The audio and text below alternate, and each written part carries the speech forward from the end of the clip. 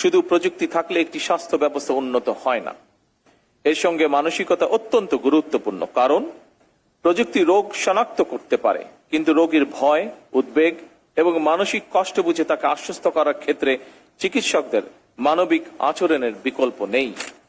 একথা আমরা সকলে উপলব্ধি করি।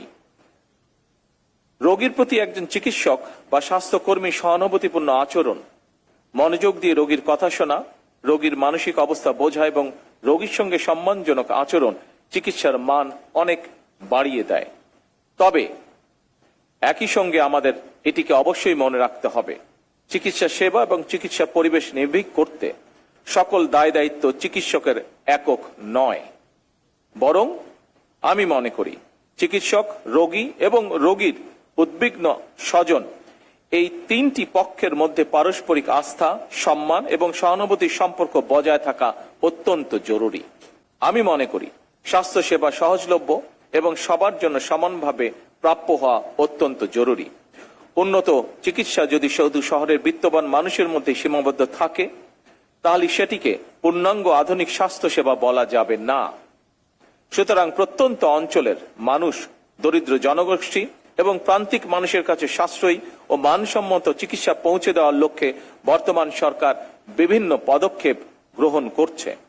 প্রত্যন্ত অঞ্চলের একজন রোগী যাতে যে কোনো চিকিৎসার জন্য প্রচুর অর্থ ব্যয় করে রাজধানীতে আসতে না হয়, এজন্য সরকার হেলথ কার্ডের মাধ্যমে একটি আধুনিক ও কার্যকর রেফারেন্স সিস্টেম গড়ে তোলার পাশাপাশি চিকিৎসা সুবিধা মানুষের দোরগোড়ায় পৌঁছে দেওয়ার জন্য সুস্থ আগামী বিনির্মাণের লক্ষ্যে শিশুদের শিক্ষা ও স্বাস্থ্যের প্রতি বিশেষ নজর দেওয়া আমাদের সকলের দায়িত্ব এবং কর্তব্য বলে আমি দৃঢ়ভাবে বিশ্বাস করি।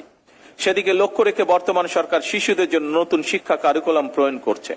একইভাবে শিশু স্বাস্থ্যের প্রতিও সরকার বিশেষভাবে নজর দিয়েছে। এরই অংশ হিসাবে খুলনা, বরিশাল, রংপুর ও রাজশাহী বিভাগ এবং কুমিল্লা জেলায় একটি করে 200 শয্যা বিশিষ্ট বিশেষায়িত শিশু হাসপাতাল চালু করার কাজ শুরু করেছে। সরকার ইনশাল্লাহ আগামী অক্টোবর মাসে এই একযোগে এই 5টি বিশেষায়িত শিশু হাসপাতাল চালু করতে সক্ষম হবে ইনশাল্লাহ। উপস্থিত সুধীবৃন্দ, জাতীয় বাজেটে স্বাস্থ্য খাতে এ যাবৎকালে সর্বোচ্চ বেশি বরাদ্দ দিয়ে বর্তমান সরকার প্রমাণ করেছে সরকার সুস্বাস্থ্যের বাংলাদেশ গড়তে চায়। এটি স্রেফ একটি স্লোগান নয়, বরং সরকার দেশে একটি কার্যকর ব্যবস্থা গড়ে তুলতে চায়, যাতে করে মানুষ দেশের ভেতরেই সকল রকমের স্বাস্থ্য সেবা পায়।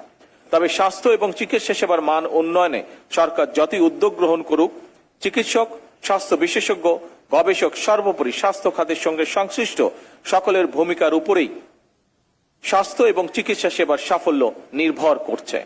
উপস্থিত সুধীবৃন্দ, সরকার এমন একটি কল্যাণমুখী রাষ্ট্র প্রতিষ্ঠা করতে প্রতিশ্রুতিবদ্ধ, যেখানে চিকিৎসা পাওয়ার জন্য কোনো নাগরিককে দেশের বাইরে হয়তো যেতে হবে না, কিংবা কেউ অর্থ অভাবে স্বাস্থ্য সেবা থেকে ইনশাল্লাহ বঞ্চিত হবে না।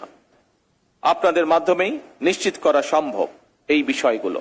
এই প্রত্যাশা এবং বিশ্বাস রেখে আমি আমার বক্তব্য শেষ করছি। আল্লাহ হাফেজ। বাংলাদেশ জিন্দাবাদ। অনেক অনেক ধন্যবাদ ও কৃতজ্ঞতা মাননীয় প্রধানমন্ত্রী। সুধীবৃন্দ, এতক্ষণ মূল্যবান বক্তব্য প্রদান করলেন আজকের অনুষ্ঠানের প্রধান অতিথি, গণপ্রজাতন্ত্রী বাংলাদেশ সরকারের মাননীয় প্রধানমন্ত্রী জনাব তারেক রহমান এমপি মহোদয়। প্রিয় প্রধানমন্ত্রী, আপনার সুযোগ্য দিক নির্দেশনায় উন্নয়ন ও সমৃদ্ধির পথে এগিয়ে চলুক আমাদের প্রাণের বাংলাদেশ। মাননীয় প্রধানমন্ত্রীর অনুমতিক্রমে আজকের অনুষ্ঠানের এখানেই সমাপ্তি ঘোষণা করছি। আল্লাহ হাফেজ। বাংলাদেশ জিন্দাবাদ।